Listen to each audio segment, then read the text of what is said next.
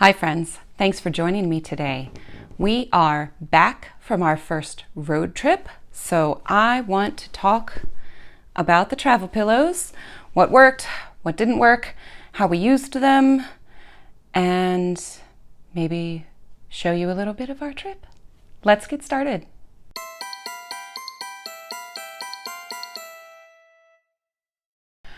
For the holidays this year, my mother-in-law decided to gift each of her grandchildren an individual trip, somewhere within fairly easy driving distance, but they got to plan the trip together and where they were going. I know that she took my nephew to Colonial Williamsburg. I don't know if she has done the trip with my niece yet, but when she was planning the trip with my daughter, they decided on New York. And my mother-in-law had mentioned the Statue of Liberty. I mentioned that I have never been there, and they decided to bring me along for their trip, which was great fun, and I am so grateful to my mother-in-law. She is a wonderful, wonderful person, and I was really happy to be included on their trip. My daughter said afterwards that it was more fun with me there, so that made me feel really good. I was a little concerned. I don't want to encroach upon one-on-one time with Nana, but she said she didn't mind, and I was really happy to go and to be there with them for that experience, and particularly to be there with my daughter for that experience. So we drove to New York on the first day and went to the Bronx Zoo. The travel pillows didn't really get a whole lot of use on that first trip up. I think my daughter might have taken her blanket out at one point in the car, but for the most part, not a whole lot of use. So I have a little bit of footage from the Bronx Zoo. We rode the monorail and they had this tree climby thingy that was really cool. So let's have a look at that part of the trip.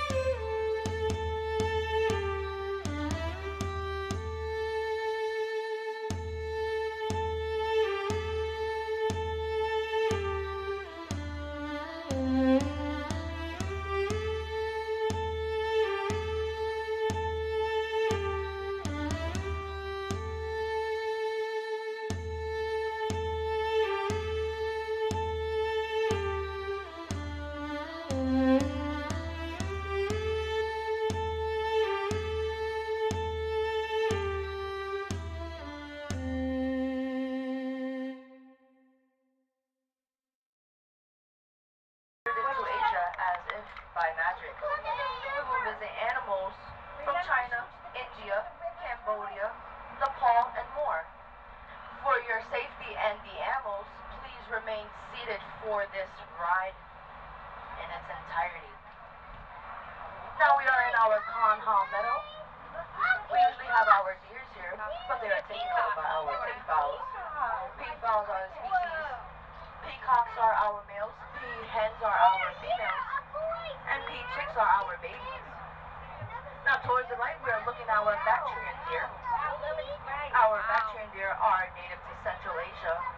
There are some species of red deer, although they aren't red. They're actually pale gray, golden color. Now researchers have found that these deer, after nearly 40 years, are in Afghanistan. Our next animal could only be found in zoos due to being on the verge of extinction. These are our Mongolian wild horses, also known as Shabowski's horse. Now as we pass this corner, you'll be able to see them towards your left.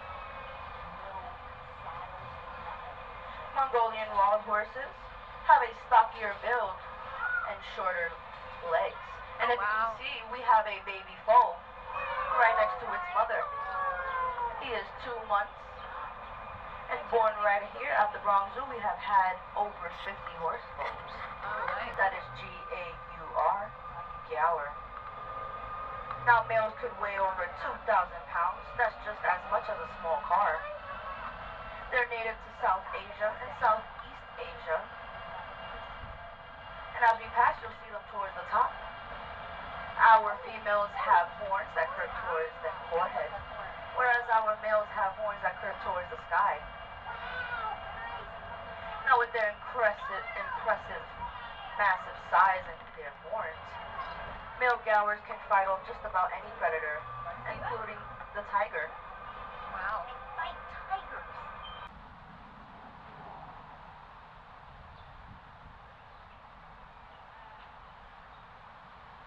Okay, maybe like when I'm halfway through. Halfway through, you got it.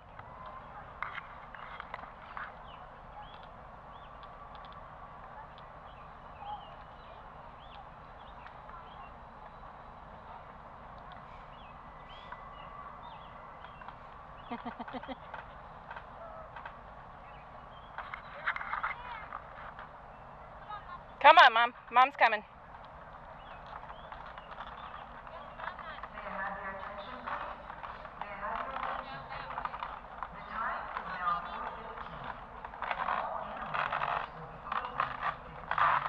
That evening, we stayed with my mother-in-law's sister at her home in Queens. She has a lovely home, and it looks like it's kind of made for multi-family living. So the upstairs is kind of like its own little apartment.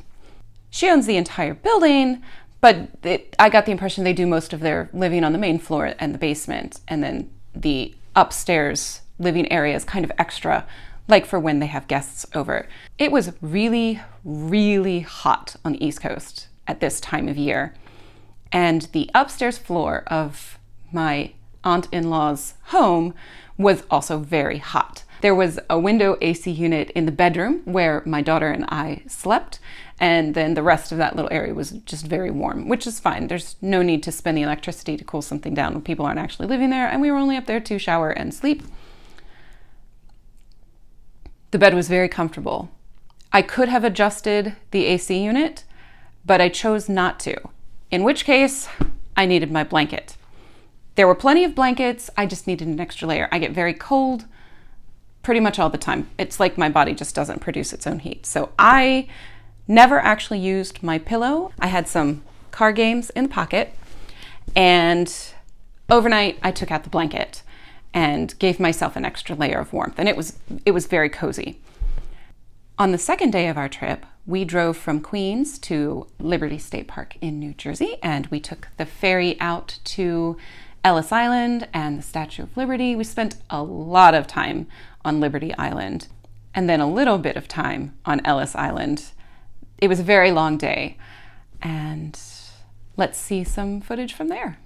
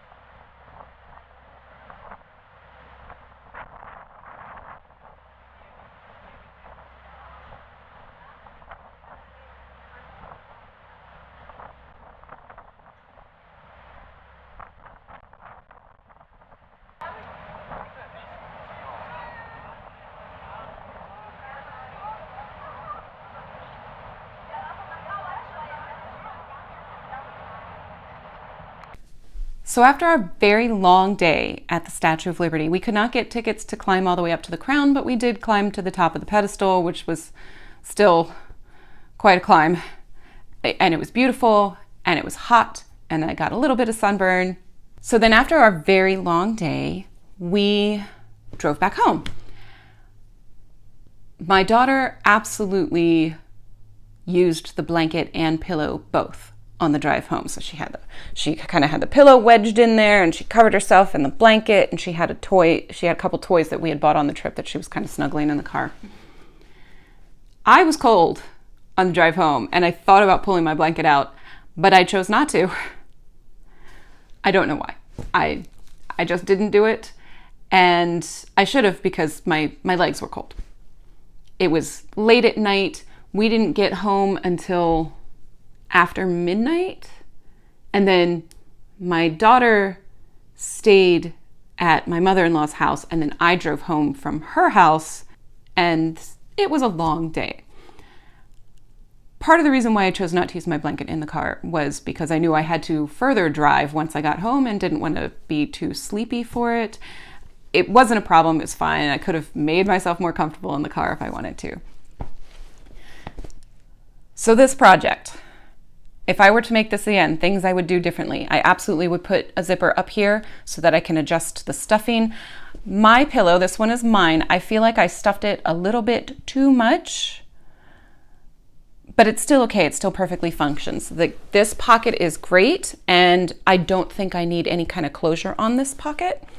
The flaps that hold the blanket, now this happens on both of them, it doesn't quite close completely. That's okay. It doesn't really have to.